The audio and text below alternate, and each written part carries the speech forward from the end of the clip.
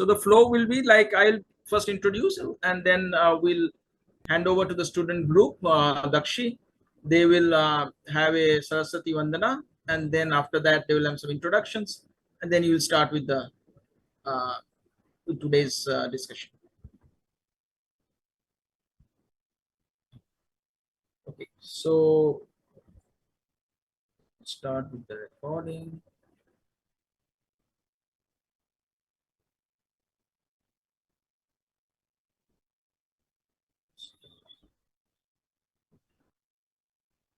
Recording in progress. I'm recording to the computer.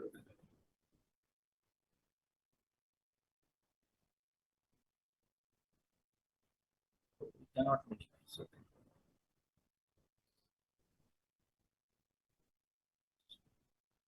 Recording stopped.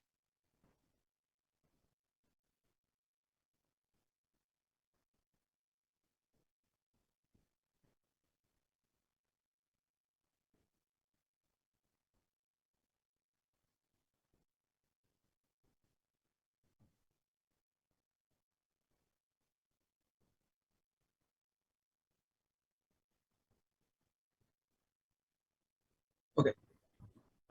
So welcome all to the second global webinar on ancient cultures organized by the International Center for let me do the recording, because I think we are still not recording yet for some reason.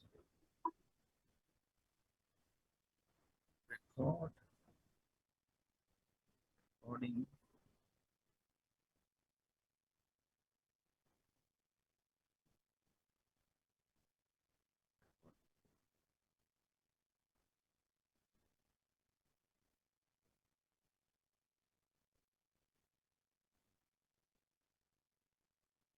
Just 1 minute. Let me just figure out the recording here. Okay, it's here's the recording. Recording in progress. So, welcome all to the second global webinar on ancient cultures organized by the International Center for Cultural Studies, ICCS, in collaboration with our student group, Dakshi. Our esteemed speaker today is Naira Mkrtchyan. Her journey spans many nations, yet is deeply rooted in ancient beliefs. Naira is a historian, an Orientalist, diplomat, is a psychologist, writer, translator, and TV anchor hailing from Armenia. She brings a remarkable academic background from Armenia, Russia, and Bharat, spanning many countries, and is the author and co-author of around 10 books. Her contributions have earned her global recognition in the field of history and culture. Today, Naira ji will share profound insights into the ancient Sun civilizations of Armenia and Bharat, exploring their historical, cultural, and civilizational connections. I now invite Karthik Bhai of Dakshi to take the event forward. Saraswati Vandana and a few words for Naira ji. Namaste to all. Karthik Bhai, Namaste. Proceed.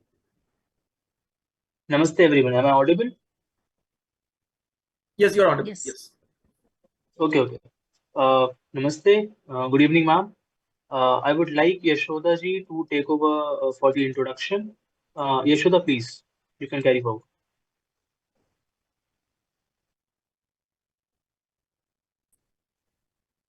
Thank you, Bhaiya. So, namaste to the esteemed guests and the distinguished participants. जैसा कि दाक्षी की परंपरा रही है, हम हर कार्यक्रम की शुरुआत सरस्वती वंदना से करते हैं। तो सरस्वती वंदना के लिए मैं प्राची जी को आमंत्रित करना चाहूंगी।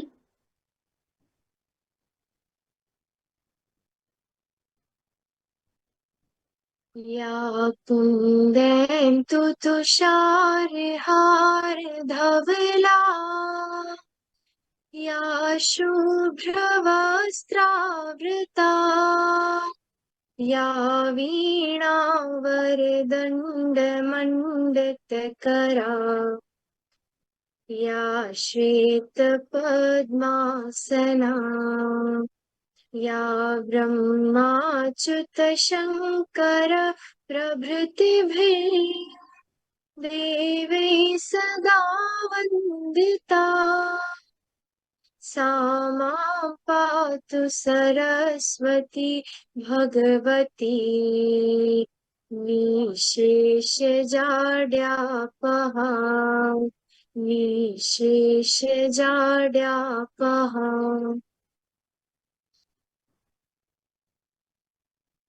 धन्यवाद प्राची जी। आज के इस विशेष webinar ancient sun civilisation Bharat and Armenia में हमारे मुख्य वक्ता के रूप में डॉक्टर नायरा मकरचयन हमारे बीच उपस्थित है। Doctor Mkrtchyan is a renowned historian, orientalist, diplomat, psychologist, author, and media personality from Armenia. She has studied at Yerevan Polytechnic Institute, the Moscow Diplomatic Academy, and Jawaharlal Nehru University in India, bringing together expertise in engineering, international relations, and Oriental studies. Doctor Naira ने Armenia के विदेश मंत्रालय में एक दशक से अधिक सेवा दी है और रक्षा मंत्रालय व राष्ट्रपति कार्यालय में भी महत्वपूर्ण पदों पर कार्य किया है। इसके साथ ही वे एक प्रतिष्ठित लेखिका और टीवी एंकर भी है, जिनके विचार इतिहास, संस्कृति और सभ्यताओं के साझा धरोहर को एक नई दृष्टि प्रदान करते हैं। Her outstanding contributions have been recognized globally, including the Bhumiputra Biju Patnaik International Women's Empowerment Award 2023 and the Sarojini Naidu International Women's Award 2024. आज वे हमें भारत और आर्मेनिया की प्राचीन सभ्यताओं के साझा संबंधों और उनकी गहरी सांस्कृतिक विरासत की यात्रा पर ले जाएंगे। So, with great warmth and respect, please join me in welcoming Dr. Naira Mkrtchyan.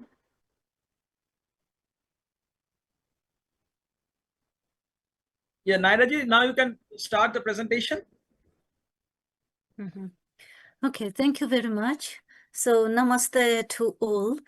I'm very pleased and I'm very honored to talk to you today and Little louder, Naira ji. Your voice is little soft. Little louder will be better. Yes. Okay. I don't know, maybe it is something wrong with the sound. I don't know. So, is it fine now? Yes, better now. Yes. It's okay, ma'am. It's better. Yes, Okay, ma'am. I'll come a little closer.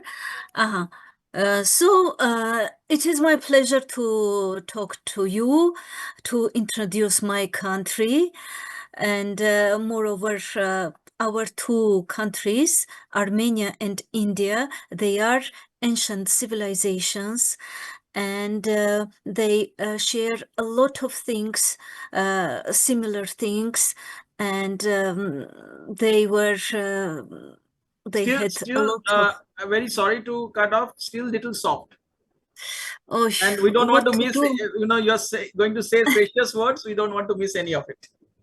Because I don't know how to No, make set it nearer. this. Keep the mic nearer to you or some way. That will be better. I don't know how it is in the Okay, settings. How to. let's go with it. Whatever possible. Let's not. Let's try with Now whatever. is it It is okay better. now? Yes, now okay. It's, Yes. it's better. Yes.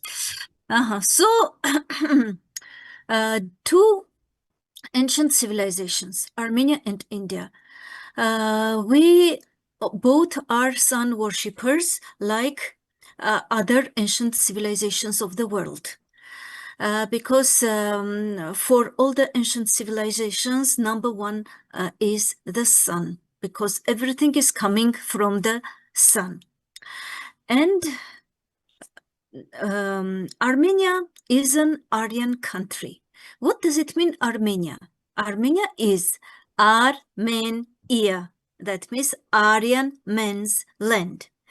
And from many centuries, many thousand years ago, Armenia and India already had connections. They were coming, going to each other's countries. And moreover, those centuries, we were close. We can say we were neighbors because it was only Armenia, then was coming Iran, and then India. Now let's see my presentation. What is, let me see. So now let me remind where Armenia is located, because maybe some of you don't know where is it. So now I will share. So now can you see the presentation? Yes. Good. So now this is the world map, and here you can see Caspian Sea and Black Sea. So in between, Armenia is located. Now let's go to the regional map. So again, you can see Caspian Sea and Black Sea, and in between there are 3 Caucasian countries, that is Georgia, Armenia, and Azerbaijan. On the south, it is Iran. On the west, it is Turkey. Let me tell you that in ancient times, in the medieval ages, Armenia was a very big country. There was no Turkey at that time because Turks came to this region only in the 10th century. So that time and from those centuries, so here all this was Byzantium Empire. So half of this was Armenia, then Byzantium Empire, and then it was Roman Empire with Armenia. So the native Armenian name for the country is Haik or Hayastan. So we call ourselves Hay, and Armenia is called Hayastan. That is on the name of our ancestor, our legendary patriarch. His name is Haik. And the legend says that Haik defeated the Babylonian king Bel in 2492 BC. That is almost 5,000 years ago, and established his nation in the Ararat region. Other names of Armenia are Hayasa, Aratta, Ararat Kingdom, Van Kingdom, Urartu, Nairi. So let me pay attention to Aratta. So in Indian ancient books, it is written that one of the kings used to go to the west to the country of Arahatta. So, and we say that Arahatta is the same as Aratta. So even in the oldest text, there is a notice about our connections, Armenian and Indian connections. So this is Haik, our legendary patriarch of the Armenians, and our historian is saying that he was a giant. He was from the, he was the son of the gods.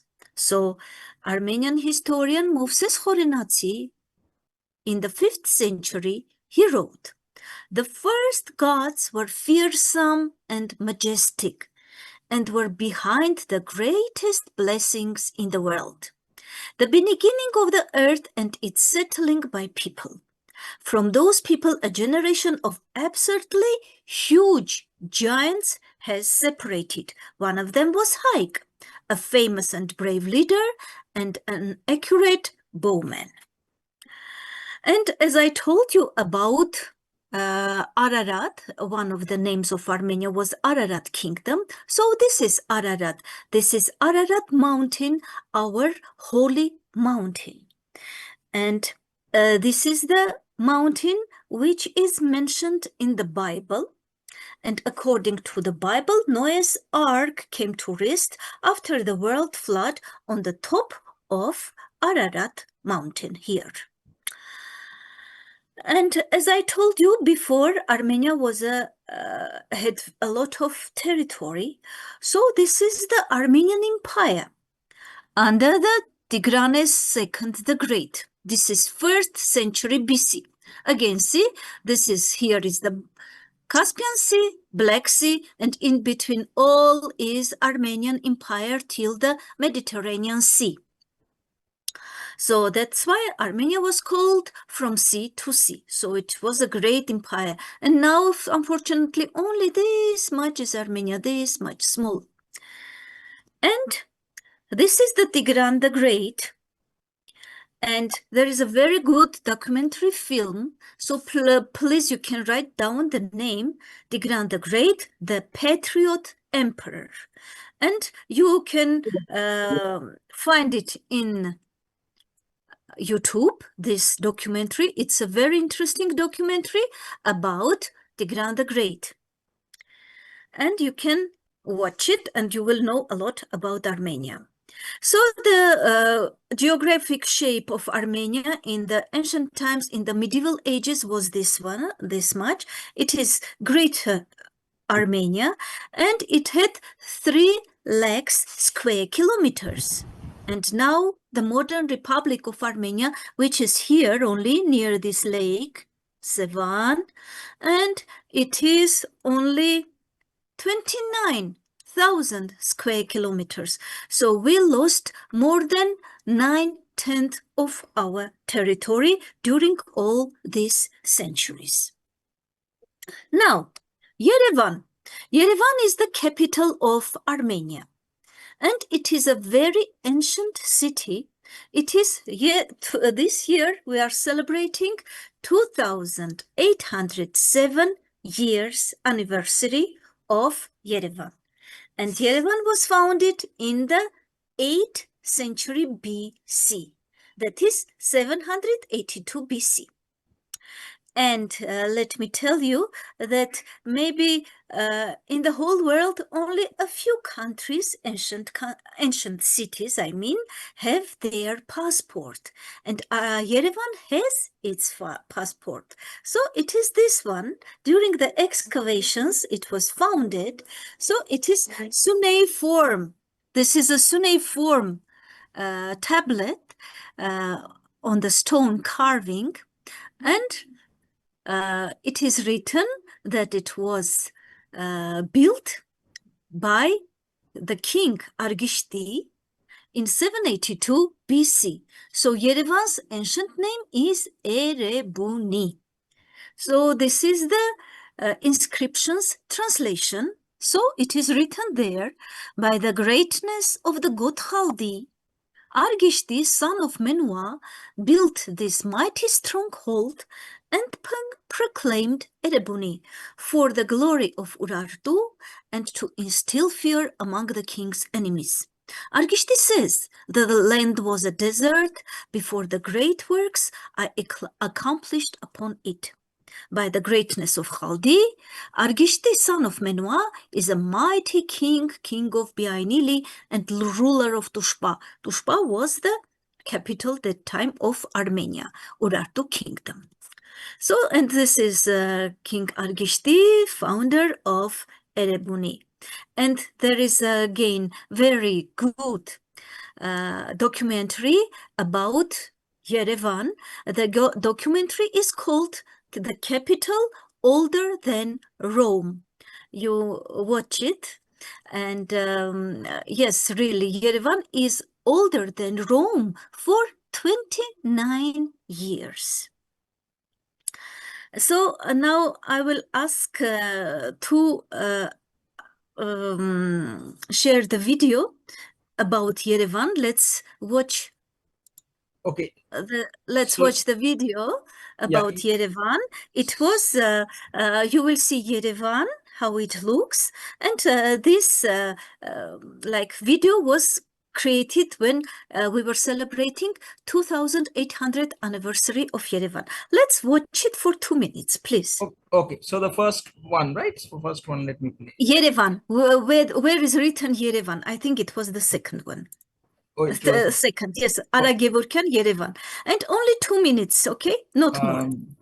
Yerevan, okay, I got it, yes. Yes, please.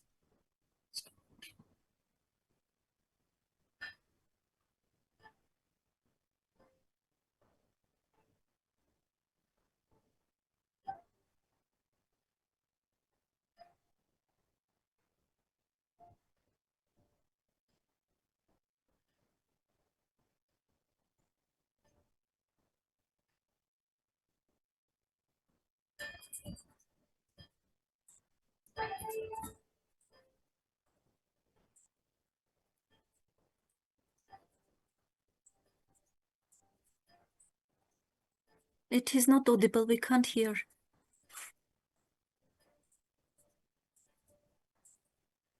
Hmm.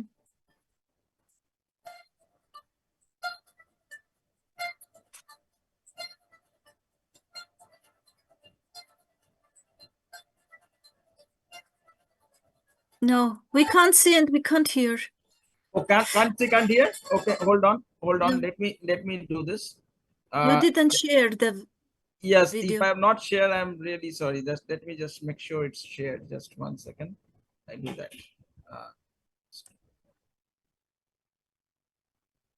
Share, share.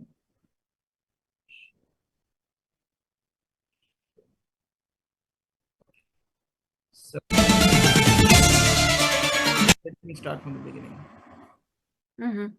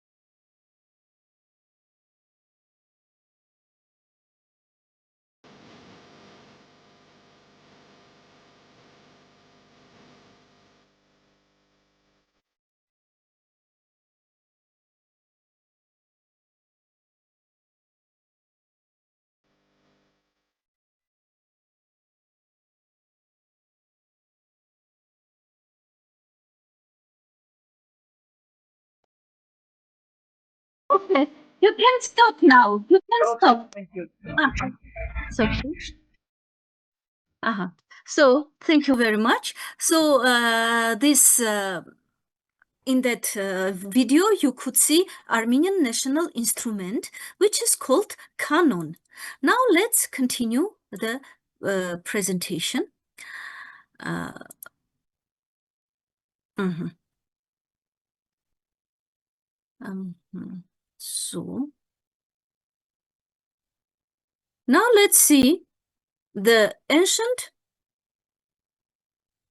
things from Armenia. As I told you, Armenia is a very ancient country with a lot of interesting things. So what was happening here about 7,000, 8,000 years ago? So see, leather shoe.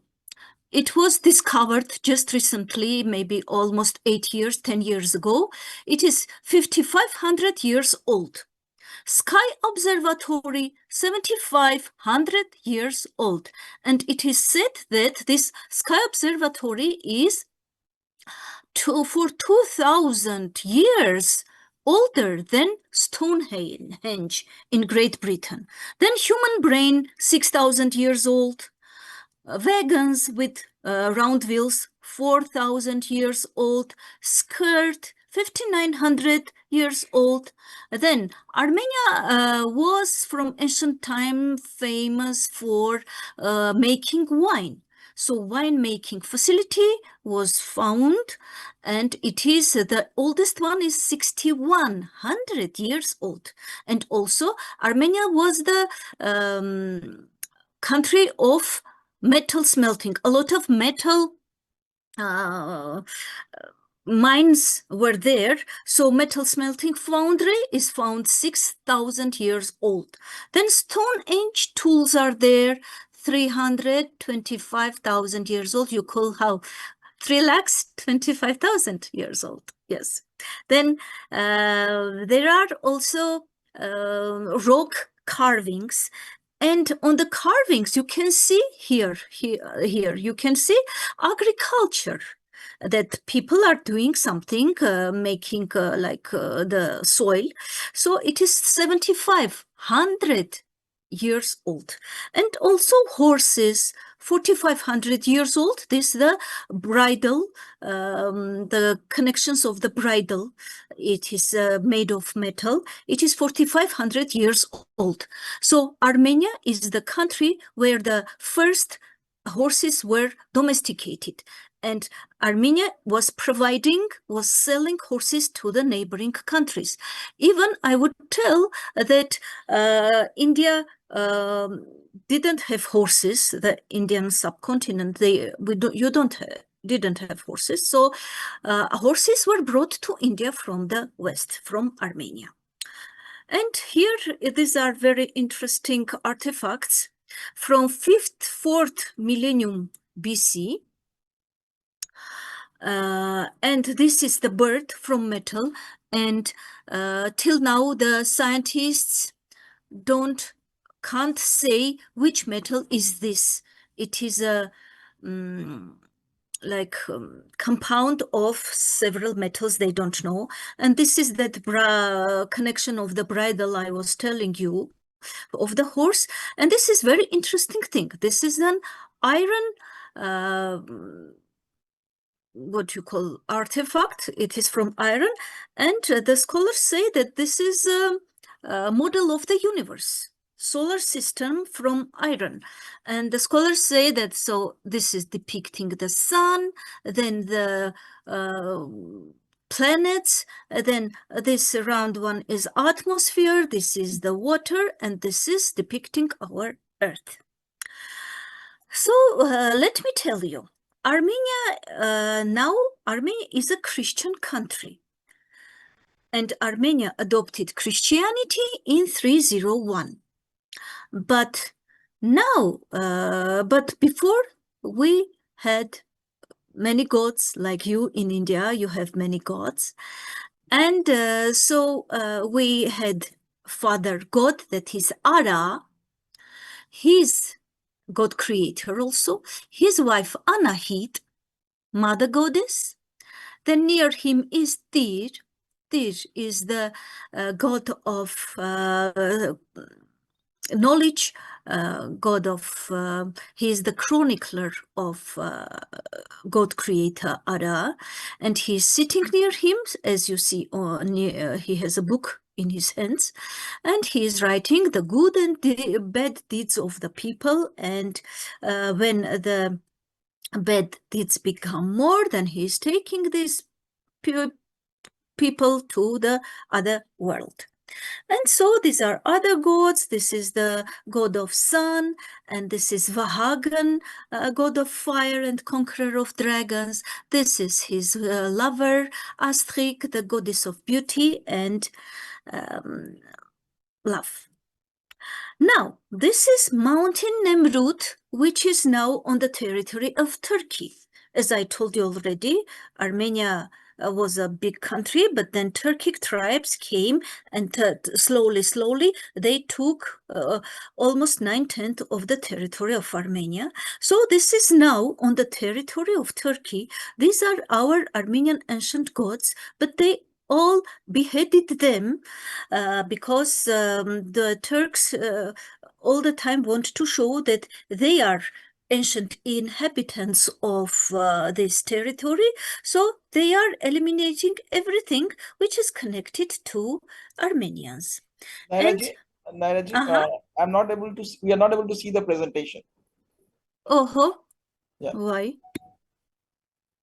But till now you were seeing or no? Last few minutes we are not seeing. Then why you You didn't? started to talk about the gods, and so we the presentation. Okay, let me start once more.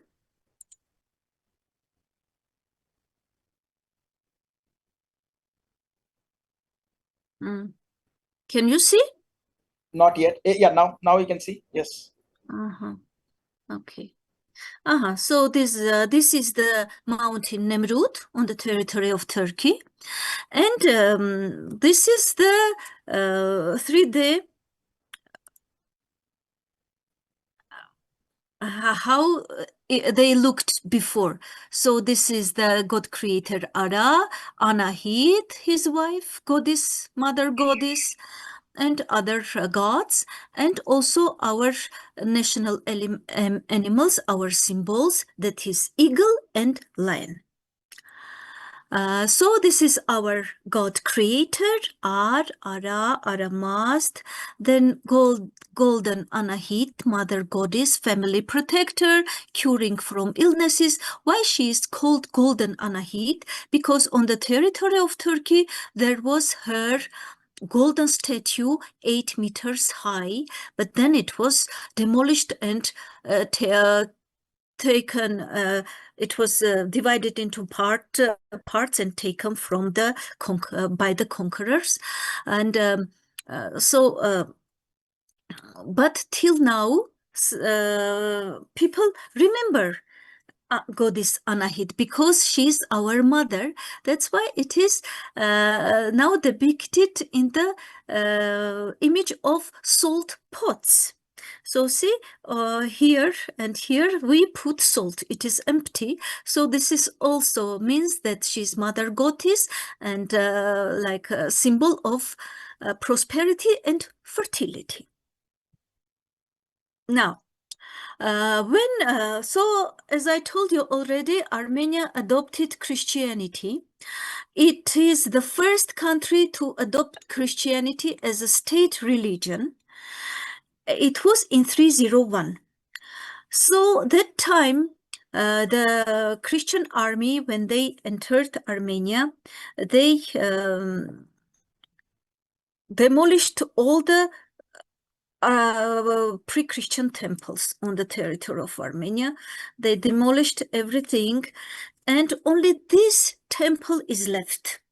This is the temple of sun god Mihar, 1st century AD. And why this temple survived? Because the king's sister asked to preserve this as the her summer residence. Only because of this, so we, because of her, thanks to her, we have this sun temple on our territory. And as you see, it is in a very, very nice and beautiful place.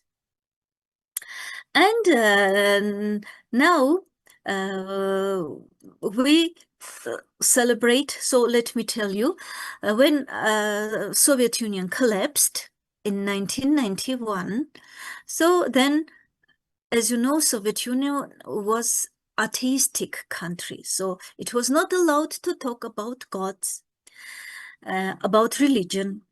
So when it collapsed in 1991, so people started going to the churches, and there were also people who didn't believe in Christianity, so they revived our pre-Christian religion. And now from that on, from 91, since 91, we are celebrating our all pre-Christian festivals in this temple, Garni temple. For example, this is the celebration of sun god Mihar on December 24. And as we say, we are sun worshippers. and we have sun dances, and we have also sun songs saluting the sun. So let me ask to switch on the video about the saluting the sun. That is a very nice song, which is they are singing, the choir, the group of children, they are singing in the church. It's very nice. Please show that the first one. Let me the first video. I first trying to share. That way I can share. Okay.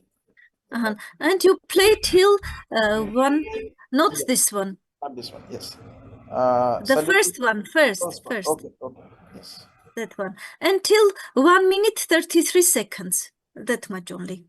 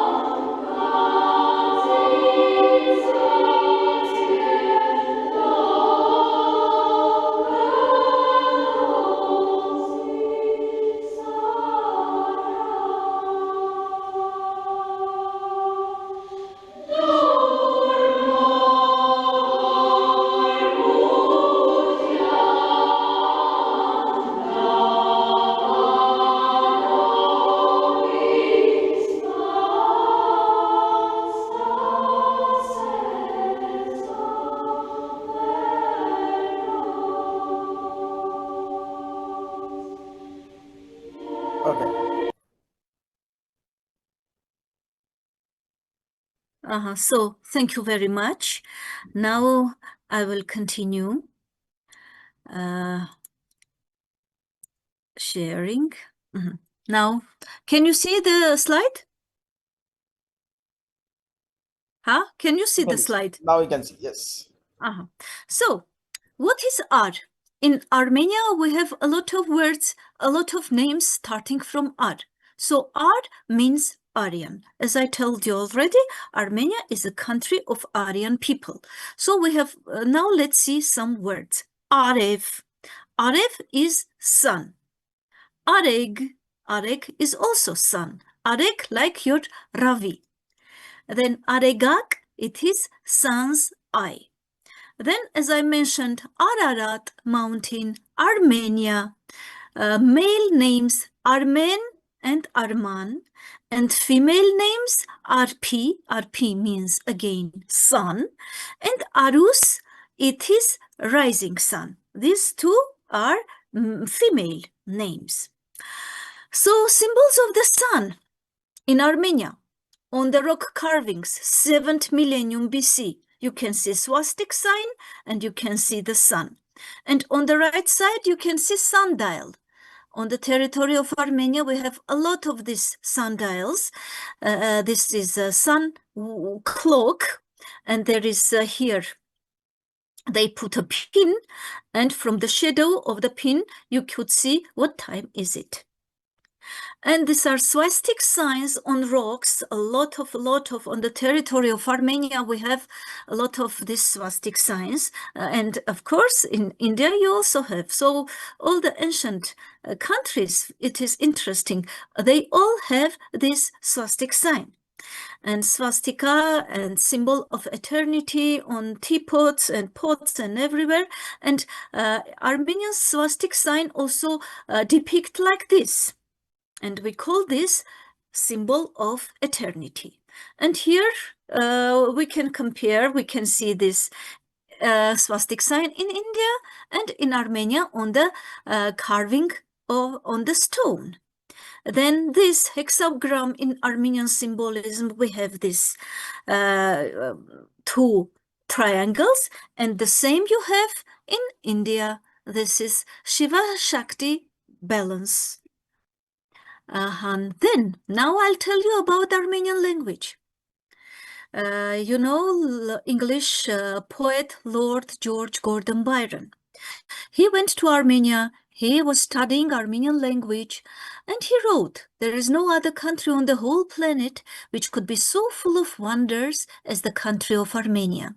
And about Armenian language, he said, "Armenian is the language to speak with God." Armenian alphabet. Now see Armenian alphabet. As you can notice, it does not resemble any other alphabet in the world. And when in 301, Armenia, Christianity was imposed in Armenia by fire and sword. So, as I told you, all the temples were destroyed, all the statues of gods were destroyed, and also our alphabet, all our books were burned. So, for 100 years, Armenians didn't have any alphabet. Then the king asked this person, his name is Mesrop Mashtots, to go to the neighboring countries and find our alphabet. Some books, maybe they are preserved. Excuse me? Please switch off your sound. So he brought, and it was in 405. Armenian alphabet, again, we had in Armenia. So we have in Yerevan, Museum and Institute of Ancient Manuscripts. Here you can see the statue of Mesrop Mashtots, our alphabet, and these are our ancient scholars and historians. Here are preserved more than 30,000 manuscripts from all over the world. And here there is also a Tamil manuscript on palm leaves. Here is it. So from India also we have in this institute. So now let me tell you something about Armenian-Indian relations. First of all, about our languages. Armenian and Sanskrit languages belong to the same Indo-European family of languages. And let me, I don't know Sanskrit, I don't know Hindi, but when I was in India, so I'm hearing some words and I could, so I made a list. Now I will give you the list, but not just a few words only, that how the Armenian and Hindi names and words are the same. They are the same. So now gods, names of gods are God Creator and Brahma, God of Fire Agni and Vahagan. And Vahagan. Can you please mute? Other than the speaker, can you please mute? Okay. Okay, thank you. So God of Fire Agni, Indian God of Fire, and Vahagan. Again, see, there is Agan, God of Fire and Conqueror of Dragons. Then Sun God, Mihra, Mitra, Mihar, and Rama and Aram.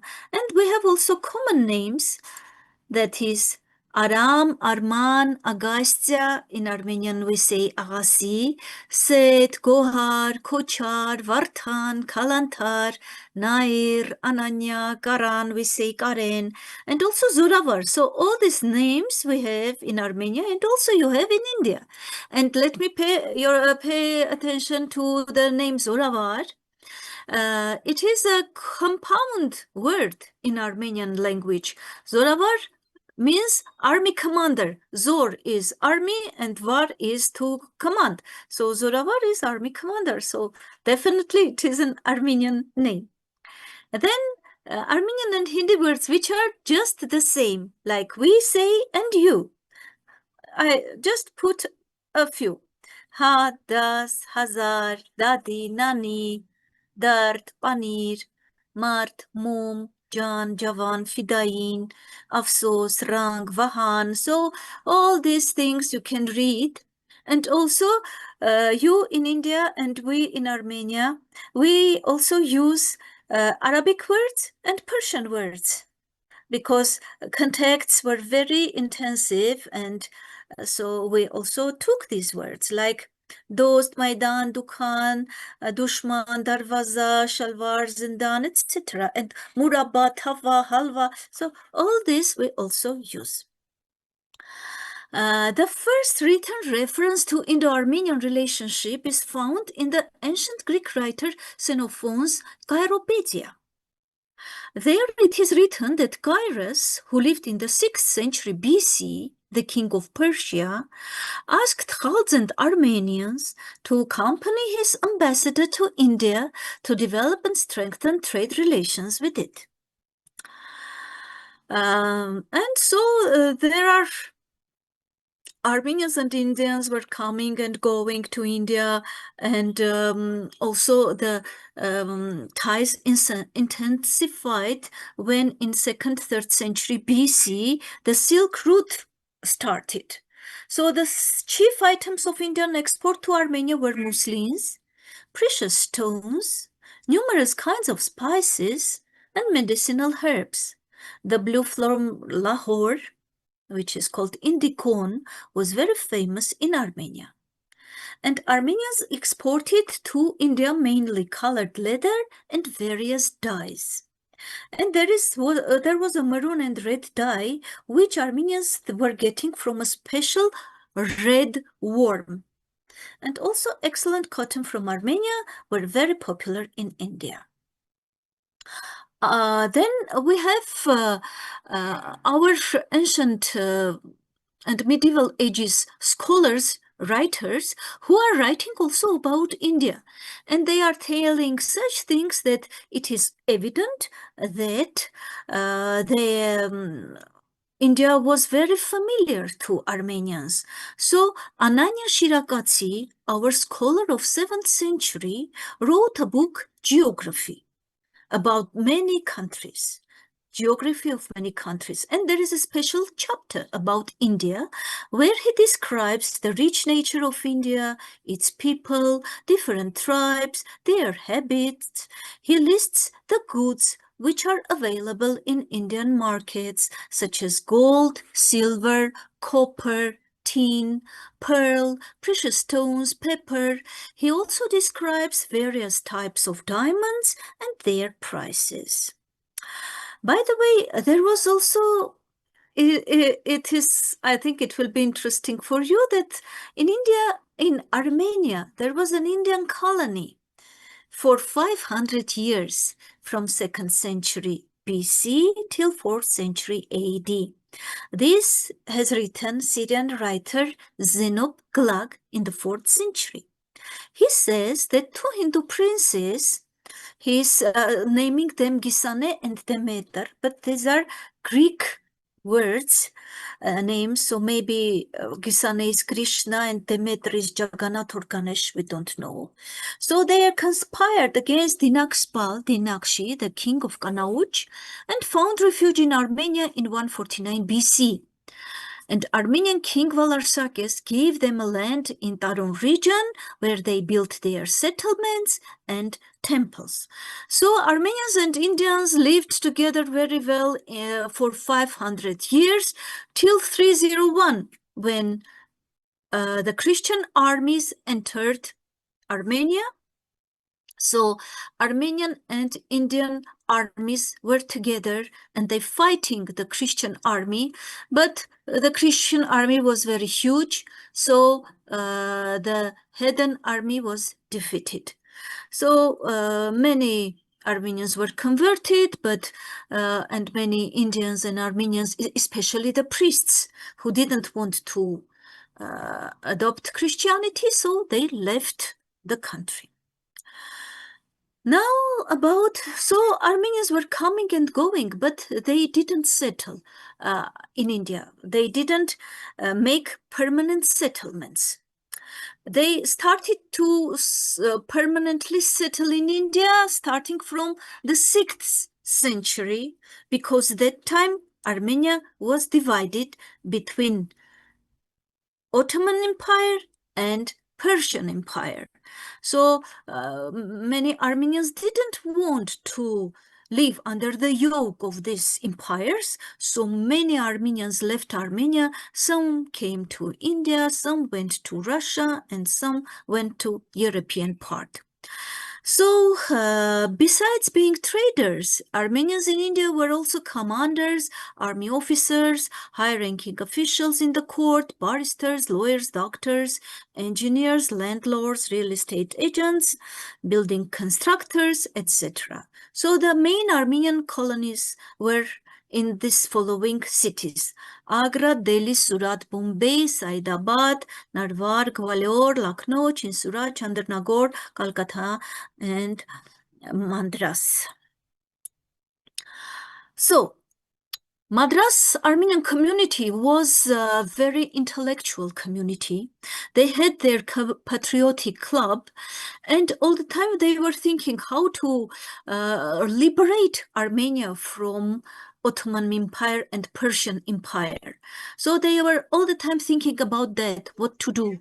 So the first Armenian constitution was written in India, not in Armenia, but in India. This is a very significant fact. It was in 1773. And another one, the first ever Armenian journal was printed not in Armenia, but in India. So this is also a very significant thing. And the journal was printed in 1794. And Armenians, of course, in the main, their main centers, they built churches. So Armenians built churches not because they were very much like very strong believers of Christianity, but this was a place to preserve their national identity, because here there were schools in the churches. Here was the place, their cultural center, that they could come every Sunday on the day of the service. They would come, they would interact to each other, so they see each other. So this was like a place, a center to come and see each other. So this is the Church of Holy Virgin Mary in Madras.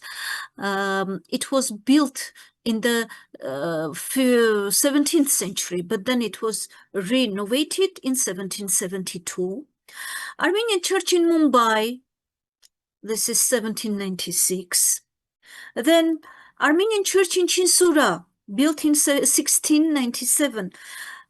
This is the first church, Christian church, built in Bengal. Armenian church in Calcutta. So in Calcutta, we have 3 churches. This is the biggest, built in 1724. The others are these ones. And Armenians also like to study very much. So Armenians built their schools also. So we have in Calcutta Armenian College and Philanthropic Academy, which was built in 1821. And so 4 years ago, we celebrated 200th anniversary of this college. And till now, we have children there. Let me tell you that in Calcutta, Armenian community decreased in numbers. Now only very old people are there. So not to lose the school, that's why the Armenian committee decided to bring Armenian children from Armenia. So now there are almost 300 children here studying from Armenia. So Grand Hotel of Calcutta was built in the early 20th century by an Armenian businessman and constructor. And Armenian Ghat, again, it was there since 1734. Now, are you tired or no? How many minutes I have? No, we are not tired. You go ahead, no problem. Okay, so now I will tell you about famous Armenians in the history of India. There was a very famous merchant, Thomas Khojamal, in the 18th century, who was very educated person, and he, using the Maharaja's archives, he wrote the history of India. And here he mentioned about Akbar, and he also mentioned who were Armenians in the court of the Emperor Akbar in the 17th century. So that was Akbar's Christian wife, Mariam Zamani Begum, Abdul Hai. Can you see? Hai. As I told you, we say ourselves that we are Hai, Armenians. So from his name, you can see that he is Armenian. So Abdul Hai, Chief Justice of the Empire. Domingo Pires, Portuguese interpreter of the court. Mirza Zulkarnain, Akbar's adopted son, a gifted poet, playwright, and singer. Lady Juliana, she was the lady doctor of the royal harem. She was given in marriage by Akbar to Prince Jean-Philippe de Bourbon of Navarre of the royal house of France. And let me tell you a very interesting story about this marriage. So this prince, Jean-Philippe, came to see Akbar from France, and Akbar said, I will marry you off here. He said, but this prince didn't want to refuse, but he thought he is very cunning. He said, but I can marry only Christian. I can't marry other religion. And the emperor said, I have a Christian girl for you. And so she, Lady Juliana was married to Prince Jean-Philippe. So from the archive documents, we can see that Philippe remained staying in Agra. And from Agra Mission Archives, we found this very interesting document that there is Armenian church in Agra, and church was built by Philippe Bourbon of the House of Navarre and his wife Juliana, an Armenian lady who was in medical charge of the emperor's harem. They are both buried in the church itself. Probably the epitaphs are in Armenian. Then, Armenians were also in Indian armies. Colonel Jacob Petrus served 70 years in the army of the Scindia of Gwalior. And let me tell you that all these army commanders who you see, they had in their armies Armenian detachment also.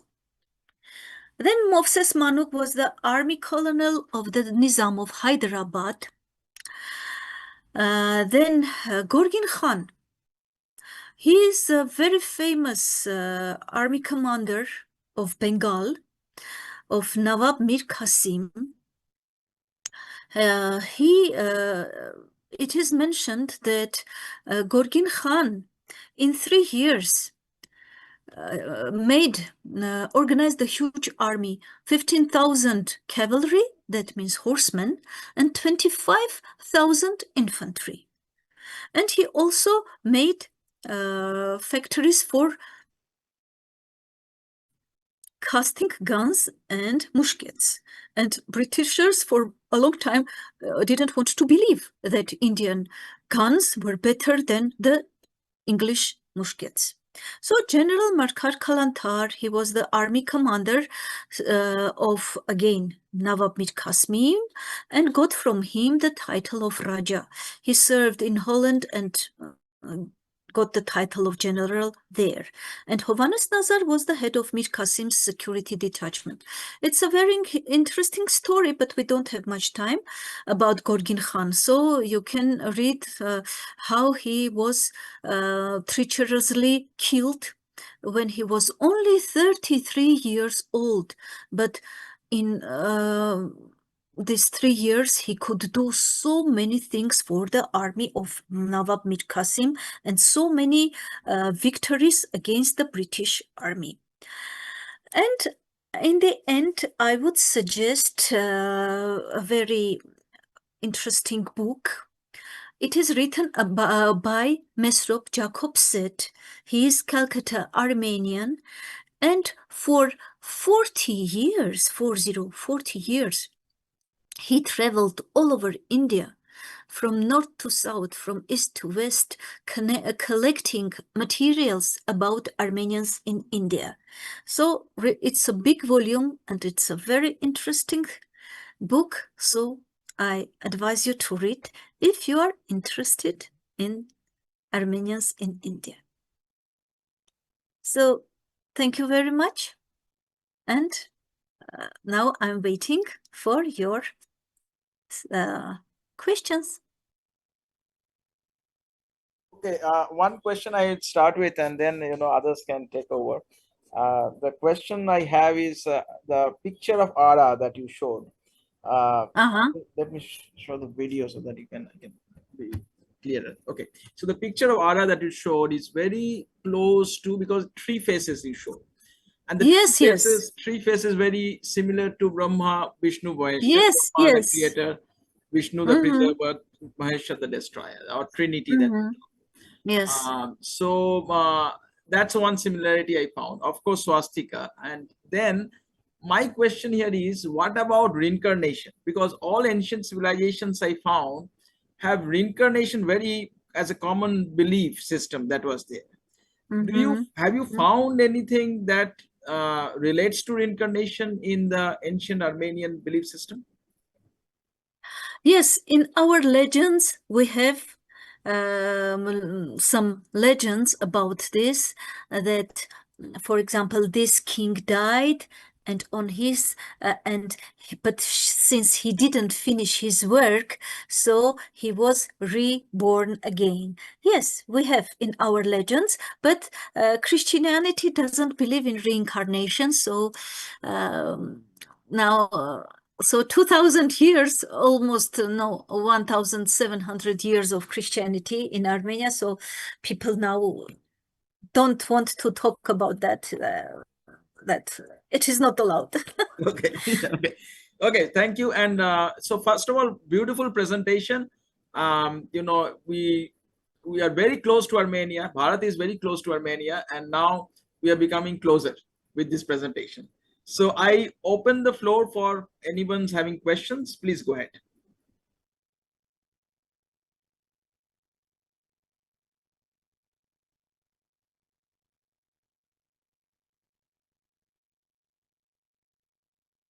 Anyone having question, please, you can ask Naira ji. Maybe till they are thinking about the questions, let us show another video. Yeah, sure. So just that video you show 2 minutes, you show it, the last one. It is just which type of dances we have in Armenia. Just show it.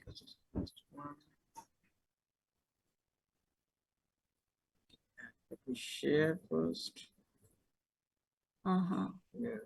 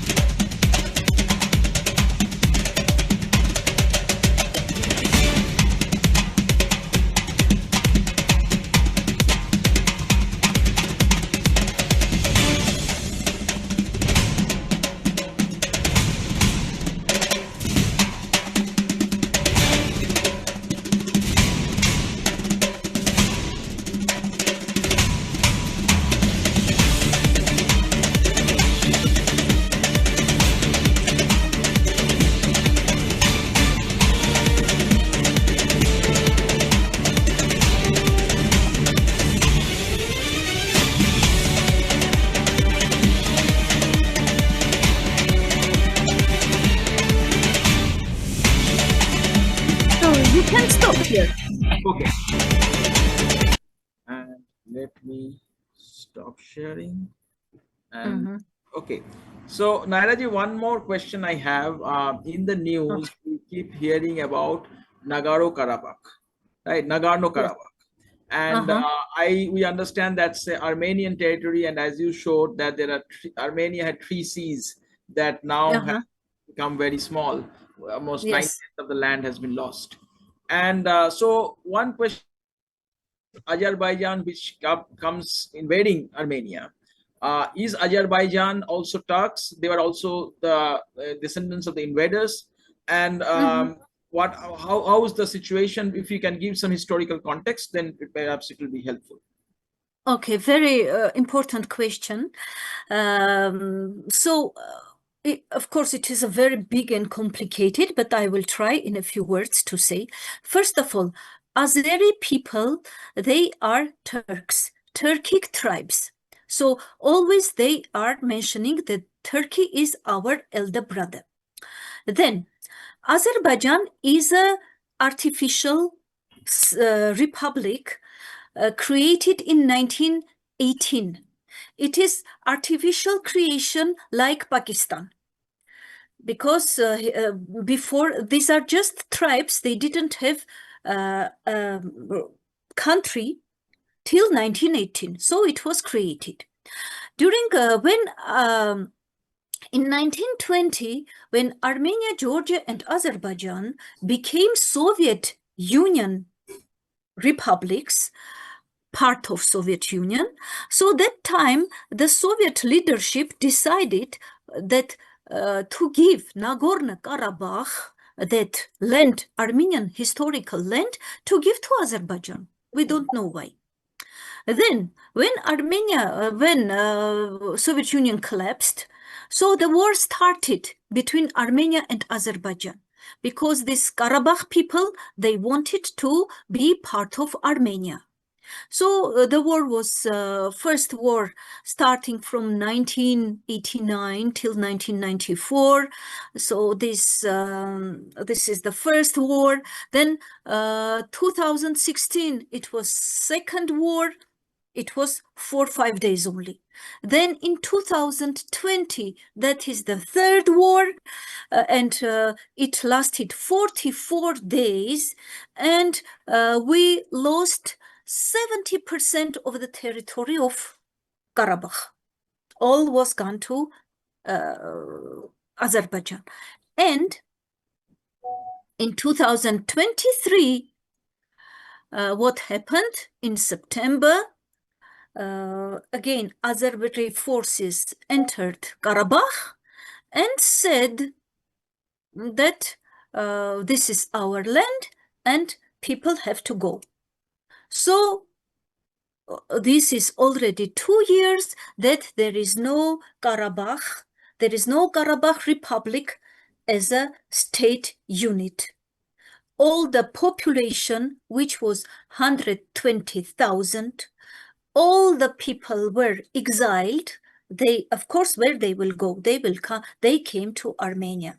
So now, unfortunately, there is no any Karabakh Republic. It is now part of Azerbaijan, and that is because of the leader of Armenia, the Prime Minister of Armenia, Nikol Pashinyan, who is a treacher, and he just sold our lands to our enemy.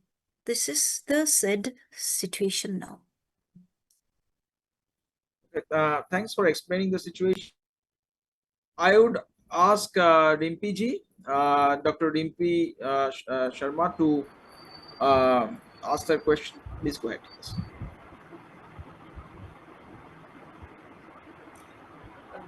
Hello, am I audible? Yes, yes. Thank you so much for the insightful lecture, Dr. Naira. I was just thinking about something when you said that the language was also erased and then it was revived again. So I was just thinking, but were there some ancient texts, like there are Vedas and Upanishads in Indian philosophy?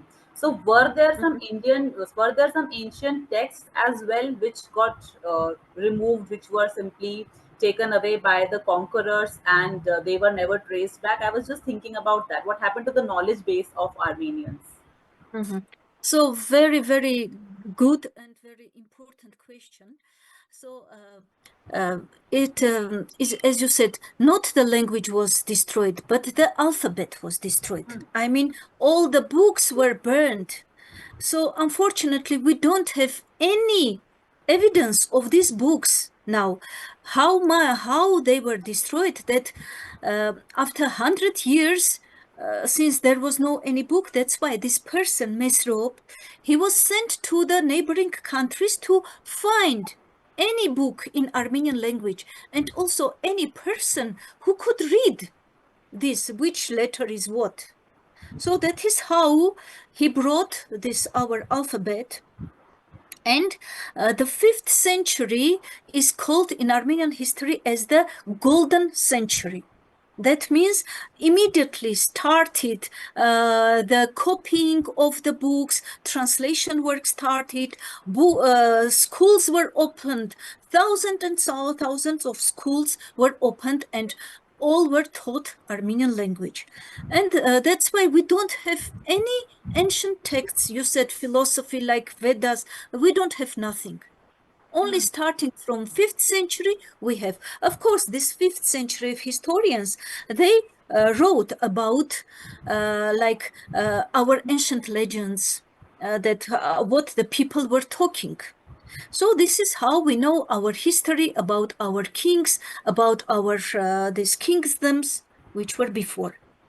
This. I was just thinking, every culture, Armenian culture is a very rich culture. So every culture has its epistemology. The Indian culture has its epistemology. That is like a backbone of the culture. So I was just continuously thinking, like, what happened to the knowledge base? What happened to the epistemology of this culture?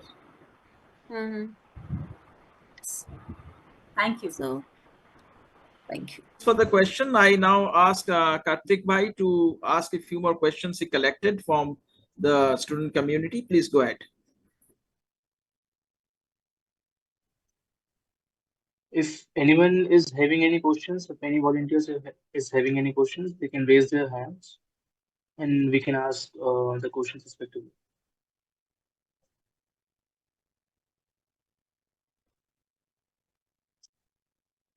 Is there anyone?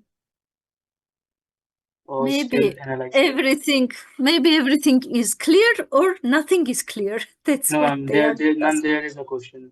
Ji Yashoda ji, please go ahead. Please go ahead and ask your question. Thank you so much, ma'am. This was such an insightful session. We know about the relationship between Armenia and India. So, as you said that Armenians were present in India since the Mughal era, especially in places like Agra, Surat, and Kolkata, where they contributed to trade and culture. So, did we see the same thing, this similar pattern in Armenia, that Indians were present there in royal courts or other spaces where they contributed, and very well known personalities today as well? So, thank you for that question. As I told, there was an Indian community since 2nd century BC for 500 years till the adoption of Christianity. So, since Indians didn't want to adopt Christianity, so some part left, but some part stayed in Armenia and they adopted Christianity. But the historian is saying, but these Indians, they were cheating. They just openly adopted Christianity, but they were preserving their culture because they were like letting their plate of hair grow here, as you are doing in Hindus, right? So not to forget their own religion. And since our old, as I told, our books were destroyed. So that's why we don't have any evidence about Indians in the royal court or somewhere else. So I can tell about now. Now, the last 30 years, many Indians are coming to Armenia to study in the medical universities.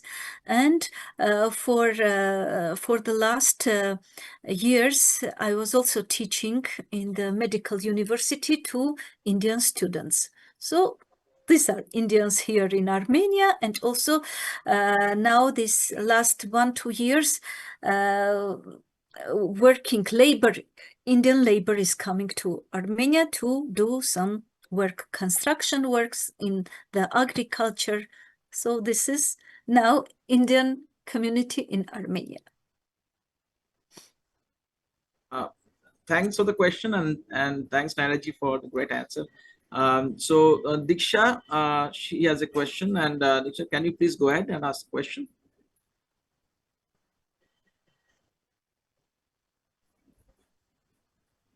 Good evening, ma'am. Thank you for such wonderful session. I really learned about many things about Armenia.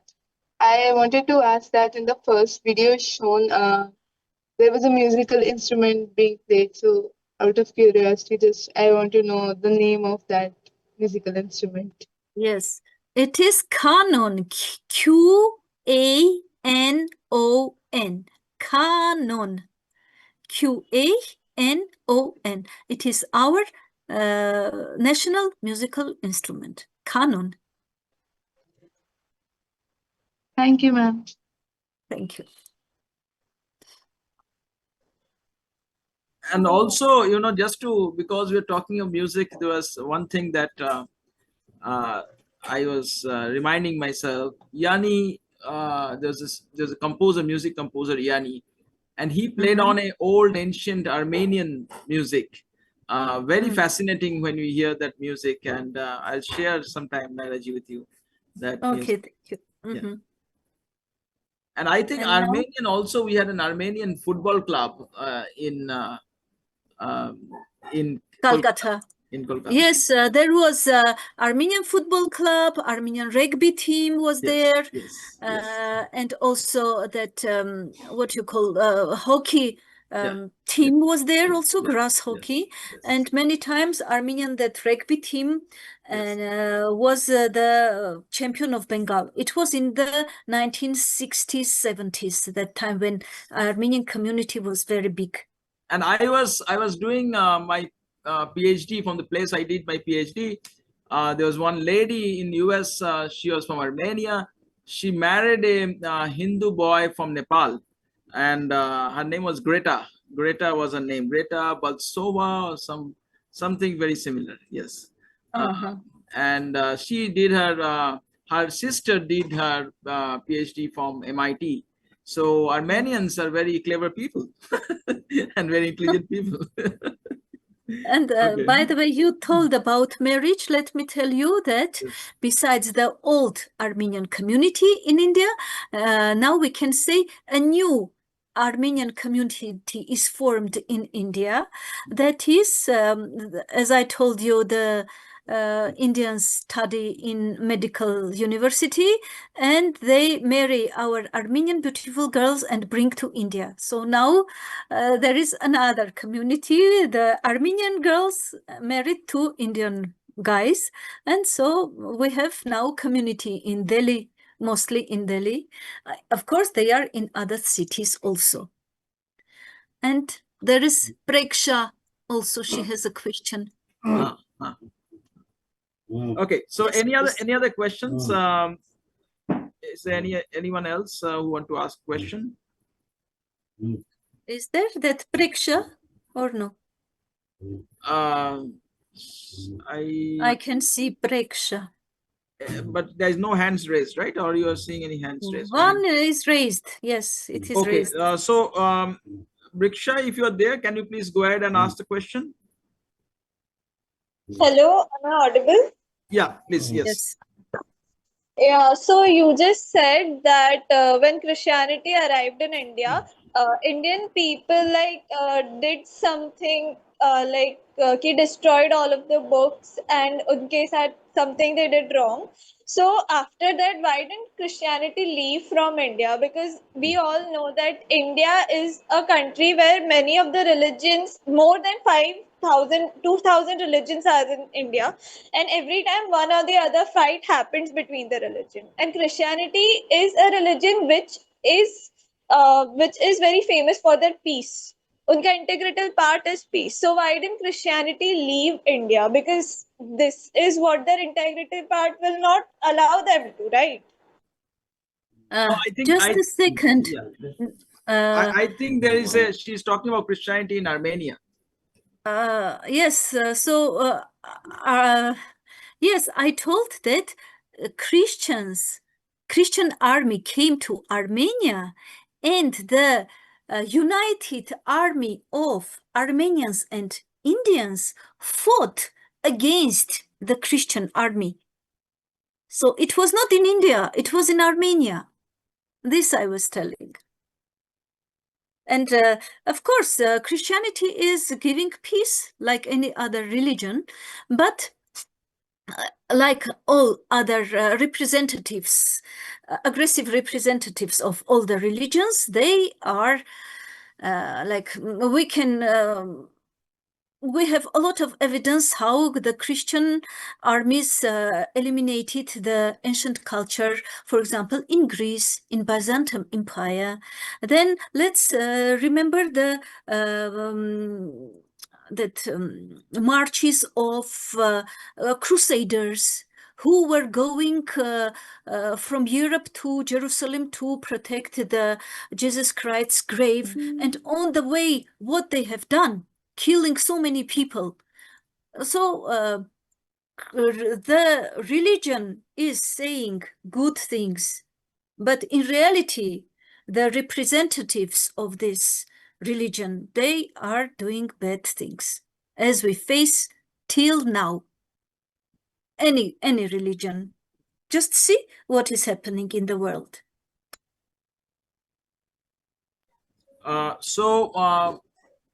Any other question? Okay, Nishita wants to ask. Please go ahead.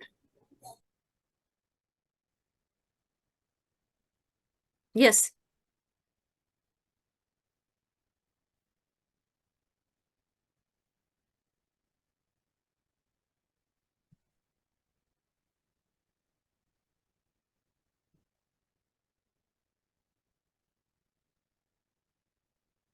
Not inscription, that is that book by Mesrop said Armenians in India. So there it is a big collection of a lot of facts and inscriptions and tombstone inscriptions. Everything is there about the presence of Armenians in India. So you can find that book. It is in the libraries. You can find it and you can read it. A lot of information is there.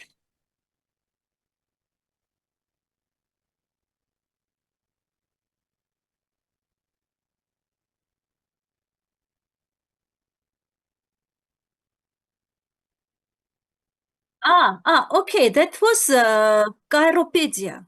That was about the King Kairos. Mhm. Let me.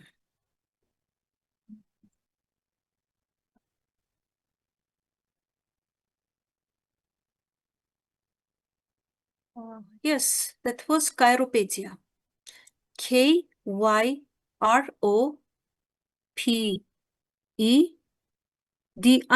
Kairopedia. You can open it and you can see.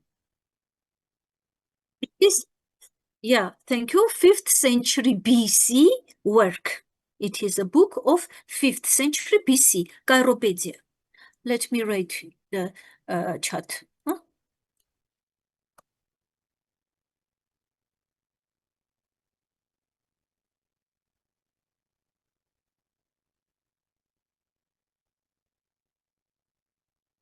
Mhm.